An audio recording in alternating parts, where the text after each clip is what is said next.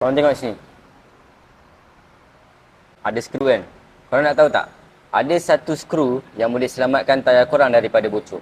Kalau korang nak tengok rupa skru tu macam mana, jom korang layan video ni. Sekarang dekat depan kita ni ada 3 jenis alat untuk tampal tayar. Okey, yang biasa kita tengok macam cacing ni. Ni kita panggil cacing. Biasanya orang panggil cacing lah. Cacing kecil ni, cacing yang hitam ni untuk lubang yang kecil, dan cacing yang merah yang besar ni untuk lubang yang besar. Tapi kalau tayar korang dah koyak, tak bolehlah pakai. Yang kedua, kita ada cacing cendawan. Ni kita orang panggil dia cacing cendawan. Dia sama juga konsep dia macam tampal dalam, cuma dia lebih selamat lah daripada tampal dalam. Yang ketiga, yang ni adalah cacing skru. Dia tak ada rupa cacing pun, tapi dia rupa skru. Okey, kepala dia macam ni, kepala bintang. Okey, bila korang masuk dekat tayar, dekat sini ada seal. Okey, so benda ni akan menghentikan korang punya angin daripada keluar. Dia punya bentuk dalam macam ni, macam peluru kan. Jadi itulah antara alat untuk tampal tayar tubeless. Kalau alat-alat macam ni nak tampal tube tak boleh lah.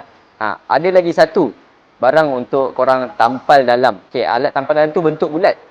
Dia tampal daripada dalam.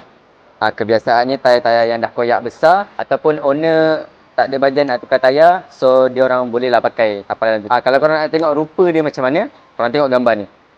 Dia sejenis getah bulat. Jadi kalau korang nak dapatkan chain loop Metanov ni, korang boleh datang ke tiga-tiga cawangan kami di MKSS 16, MKSS 24 dan MKS JK. Untuk info seterusnya, follow kami. Walau apa pun yang terjadi, jalan terus.